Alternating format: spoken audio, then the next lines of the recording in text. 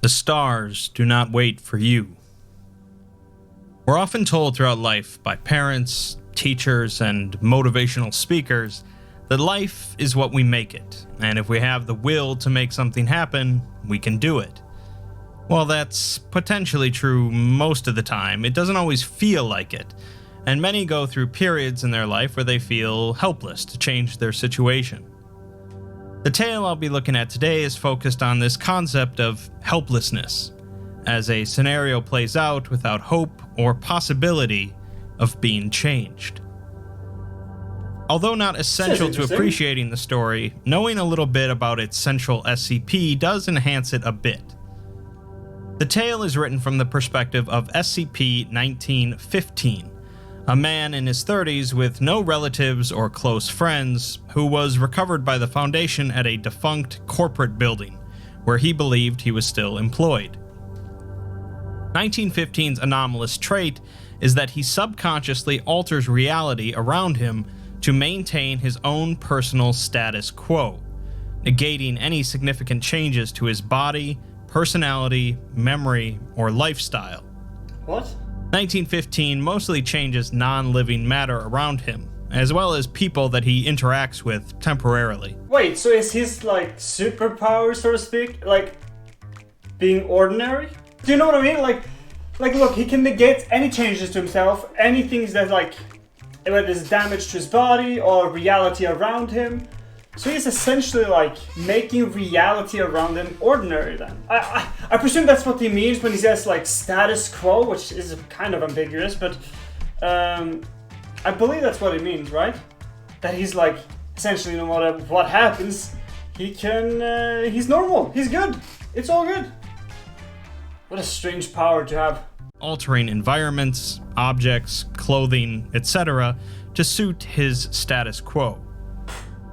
1915 doesn't seem to have any control over this effect, and also is unaware of it, expressing discontent at the nature of his mediocre life during interviews. During initial recovery from the corporate building back to a Foundation site, 1915 altered the armored vehicle into a city bus, the same that he would normally use to commute to work. He was convinced that the MTF members were other passengers, and the agent driving the vehicle was briefly convinced that he was a city bus driver.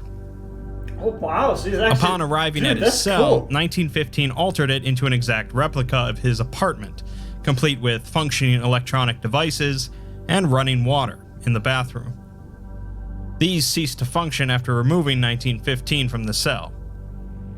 In the morning, 1915 walked out of his locked cell and entered a nearby maintenance closet, altering it into his cubicle at the corporation, with working telephone and internet connections.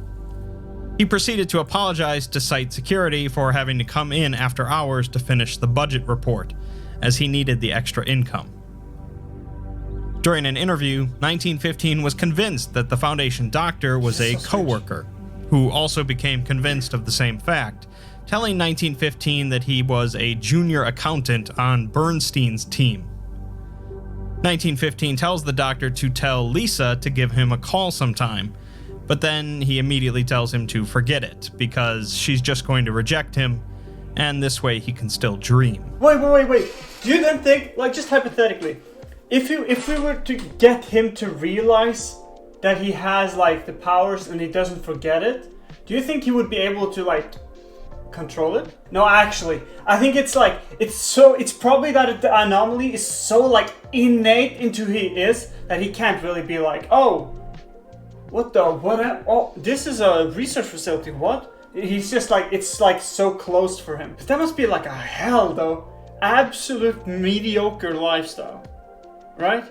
And he's discontent with everything he does, with all the people. He doesn't really believe in himself. There's no ambition. It's just he's just living life, I suppose, as it goes by. It seems like a dreadful existence, but my god.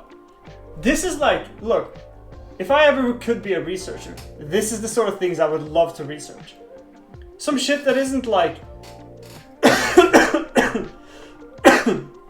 some things that aren't explicitly dangerous. It probably has some dangers to it.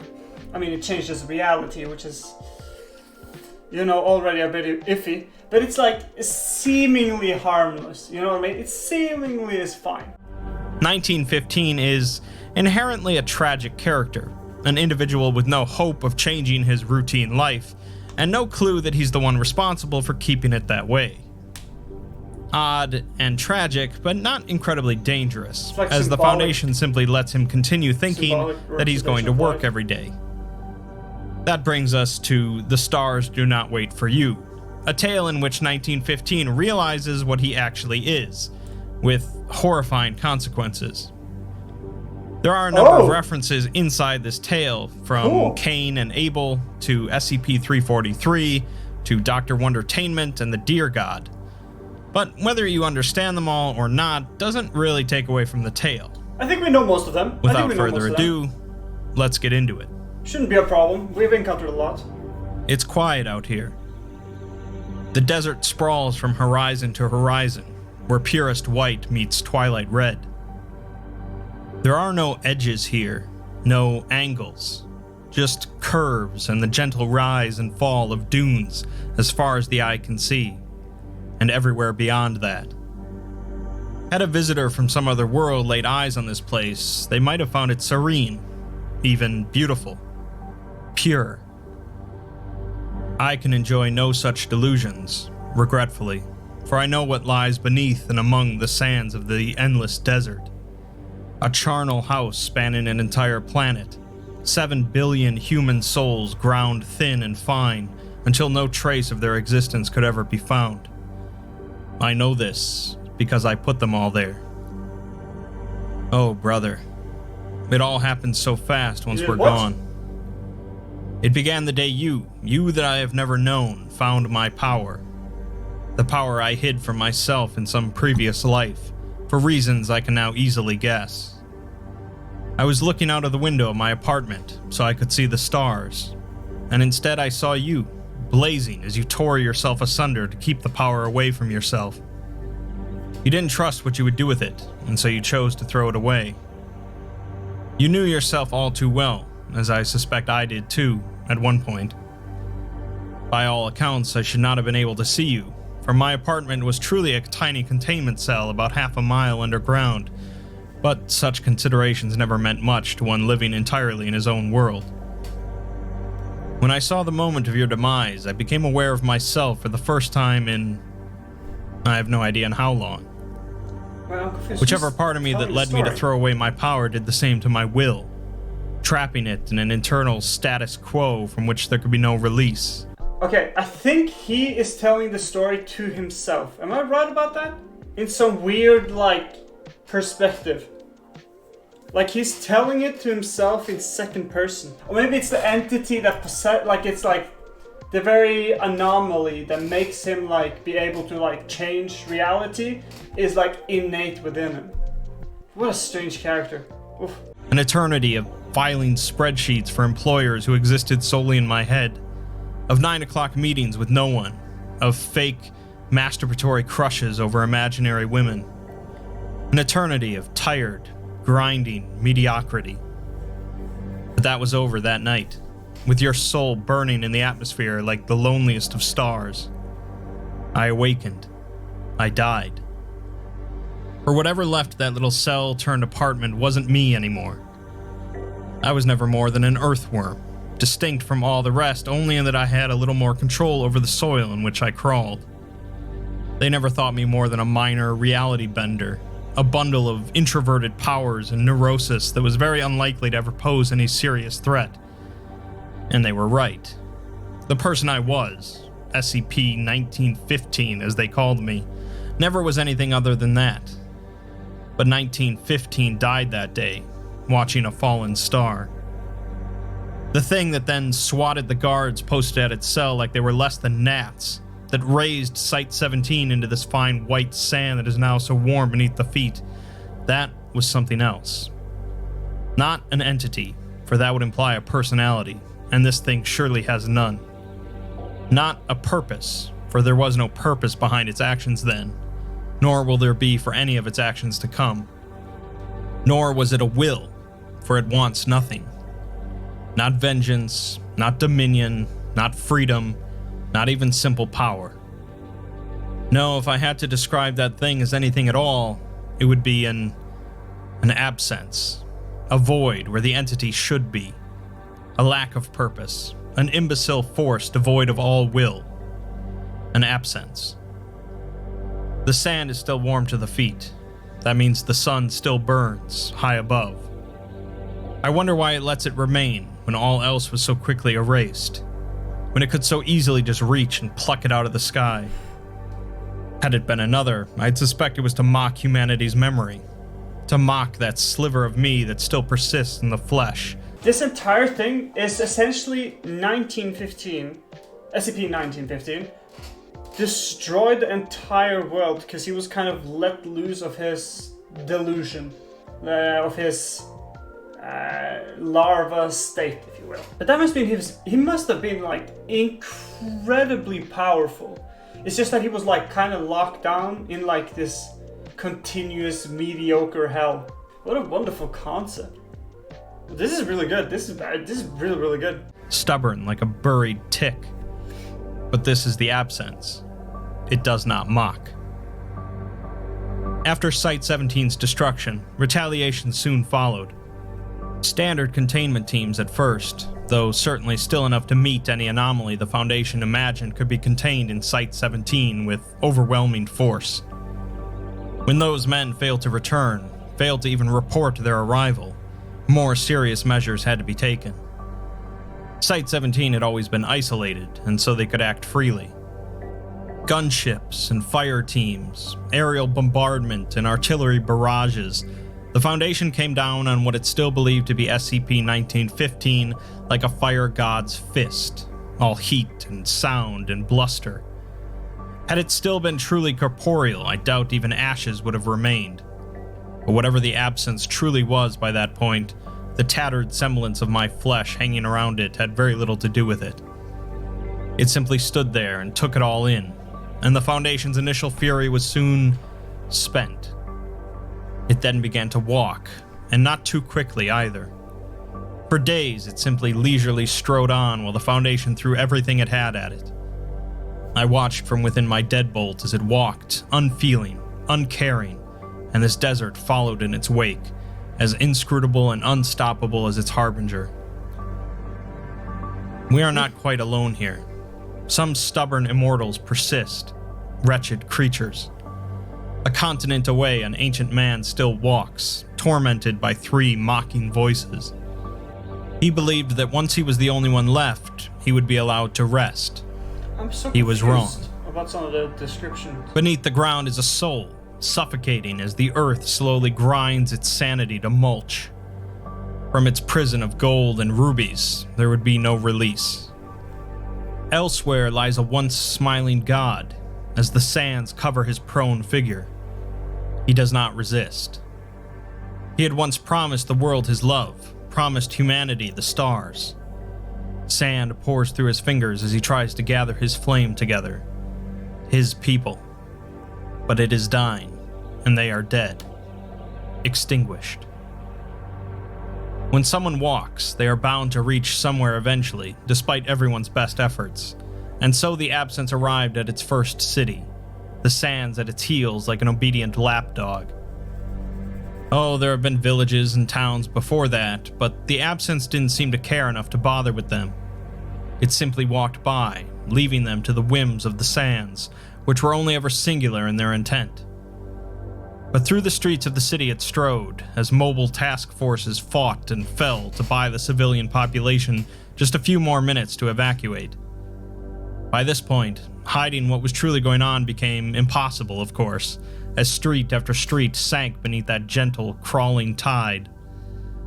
The Foundation had of course attempted to evacuate the city once it realized there would be no stopping the absence, but if I've learned anything in my eons as a corporate peon, is that organizing an operation of that magnitude is something that takes a lot more time than the Foundation had.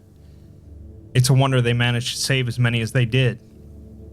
As for the rest, it had waited until night fell. I imagine it was an eerie sight, that lone figure standing beneath the frozen light of other worlds in that empty intersection between financial and residential districts, where train tracks used to be before the old steam locomotives went out of service and were never replaced by newer ones. I struggle a little bit with understanding, like, what is it exactly this thing, this absence, is doing. They see that it like leaves a desert behind. I imagine it's like a kind of like a destructive force that just goes through, and everything around it just dies, collapses, evaporates, changes in some form or another.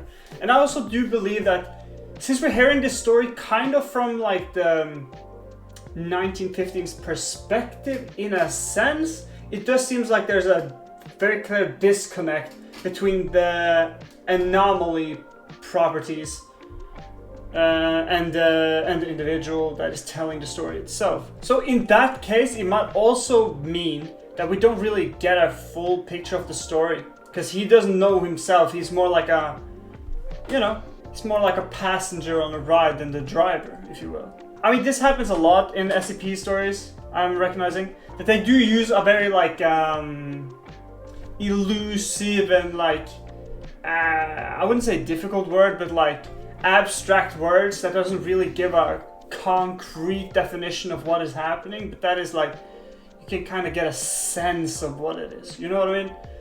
So I think that's kind of what's happening here as well. Because I'm struggling a little bit personally to be like, oh, that's what's going on. Oh, I get it. Because it's a little bit like, okay, so that happened. That happens too. Okay, what does that mean? It is interesting so far, at least. Yes, it waited until it could see the stars. Then it burned. Without heat, without light, without life. It burned a hole through the city, and there was nothing to fill it in. Reality cannot suffer a vacuum, they always said, but the absence had shown how little it cared for reality. So it was gone, just like that. How does one explain something like that? How do you describe what isn't there? Where one moment was a city of 500,000, the next, it wasn't. To the place it was, even the sands wouldn't come. It was just a scar. It was nothing.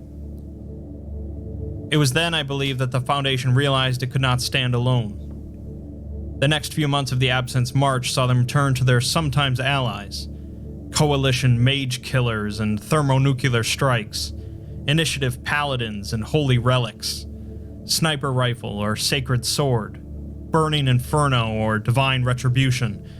The Absence did not care. And soon the Foundation had no allies left to turn to. It then called on its once vicious enemies. Ink Eaters wove their art in maddening patterns to break the minds of the infinite. Archivists and librarians poured from the ways, bringing with them the knowledge of 100,000 worlds. Clockwork titans shook the barren whiteness of the sands with the thunder of metal. The Absence did not care. And soon, the Foundation ran out of enemies. In a last act of desperation, they then committed their final, most painful betrayal. The Wardens unleashed upon the world their prisoners. Of these, I have made note, though I doubt the Absence did the same. They released SCPs? On the blasted wasteland that was once Boston, it was assailed by two brothers. One savage, the other somber. One violent, the other reluctant. They nevertheless fought with a graceful unity to take the breath away. In their eyes, I saw that they did not know each other for a very long while, and that they fought so that they could have the time to rectify this. I saw regret and hope, rage and desperation, but most of all I saw a simple need to be. I would like to believe that you and I would have been like them had we met, brother. They fought with the fury of 1,000 years of solitude. Wait, so this is the message to his brother? In a sense? In a wounded valley that had once been part of the Black Sea, we came across a self-proclaimed god. There was nothing but confidence in his eyes as he threw reality itself into disarray, bent and twisted its most fundamental laws to bring upon the Absence untold destruction. The earth froze and boiled and heaved, the air screamed with blighted glee, and the god he strode draped in a cloak of lightning, as time itself clawed at the Absence with talons of utter unbeing. Until the god came to meet the Absence lack of a gaze. Until his eyes rested on a nothing that lasted forever. until he did not suffice. Before the walls of Acre, as the ancient city was drowned by the desert, two figures approached us. One was four-legged and horned. Its crown was ice, its eyes galaxies, its whole was power absolute. What is this? The second was a man, simple, humble, but possessing a love of being that extended to the edges of the universe, compassion to pierce the deepest of hells that had nothing to do with weakness. Of the two, I could not tell you which was more glorious, which was more terrifying. They met the absence with will alone, and when I felt it fall on us, I thought I would weep. Surely nothing could withstand such a presence. Surely nothing would want to. But the absence was less than nothing, infinitely less. I have told you what became of kind Pangloss. Of the other, even less remained. For months they came, for years, for decades, alone or in groups, with ferocity or with a blank stare. The Foundation's prisoners threw themselves at the absence. I could not hope to imagine the reasons behind the actions of every individual anomaly, but if I could guess, I would say that the idea of sharing existence with a thing like the absence galled them to the point of madness. I do not blame them. But by the end, the prisons ran empty, as the world dried up, as life was drained from it inch by inch, grain by grain, until only one city remained. I do not know by which power I was allowed to send my senses ahead of us, as the absence marched towards that tottering bastion which held in its quivering embrace the very last of humanity. Because of the absence behavior, it is a little bit weird how it acts.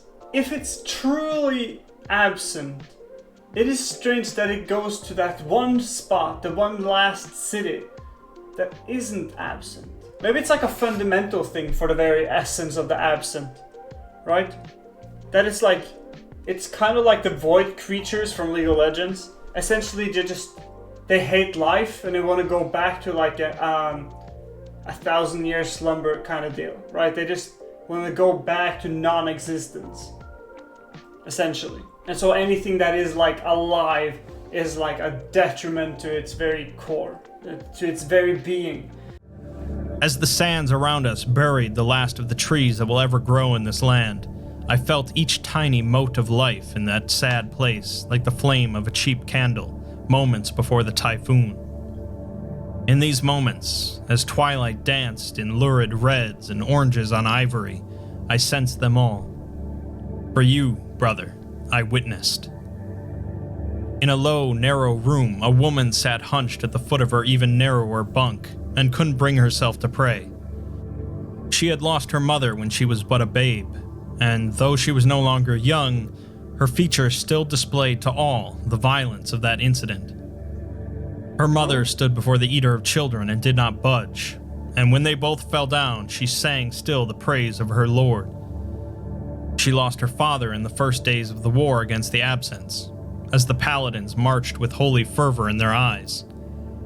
Her father had been a believer, had always been a solid presence in her life, an anchor immovable by anything but regret. He had promised her he would be back. He did not mean to lie.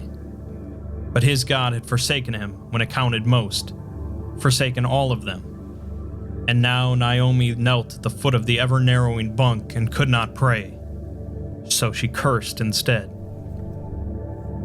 Below, in a series of dank cellars which might have at one point stored cheeses, a woman of about 40 tinkered with broken toys. When she was young, she'd made wonders. Such wonders. In every line etched across her prematurely old face, I saw what could have been, had it not been for the absence. For me. In the dim light and the soft noise of rotting wood crumbling beneath calloused fingers, I saw the death of potential. The death of all possibility. Though Isabel was stubborn, as she always was, she knew that this toy would be her last. Just as well, she thought. After today, there would be none left to play with it. On the rooftop of the highest building still standing, an elderly man watched the world come to an end. He was once an agent of the Foundation, once one among 100,000, ready, prepared, and collected. His duty was to instruct new agents what was proper for an agent to do, how it was proper for an agent to think. And he had been very good at his job, since generally his recruits survived for long enough to thank him. But what was he now, he wondered, as he watched the sands pour over the paltry last line of defense that a few defiant fools erected the day before. His lads and lasses were all long since dead, and all that he knew, all of his years of training and experience, in the end they amounted to less than nothing. No longer an agent, for there was no longer an agency. No longer a teacher, for the students were gone. No longer a man, since, well, it would not do to repeat that, now would it? Wait, what? No longer anything, and that was the cruelest joke. Wait. It no longer what? mattered if the absence arrived, he thought. Wait, no longer a man because of what? Did the absent, like... Wait, what's going on, man? Can somebody explain? Wait, that's crazy. That is certainly unique. I mean, I've never even heard about anything like this. So strange. They were already within it.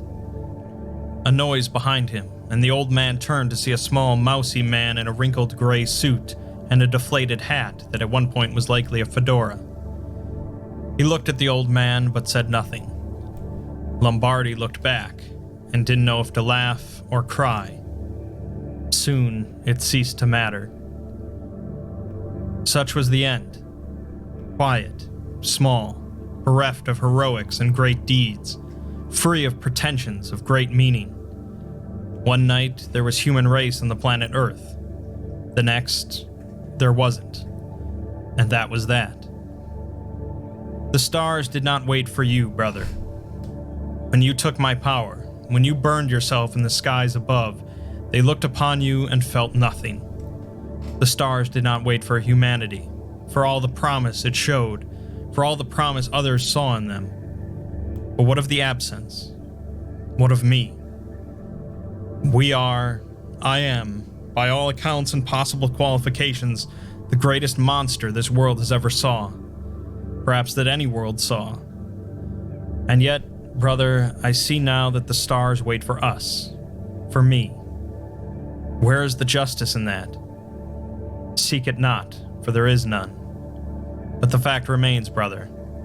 The stars do not wait for you, but they wait for me, to take them into my embrace. I suspect I shall not be long. Oh, he's gonna go and like destroy the entire universe? Is that what the prediction was? Holy.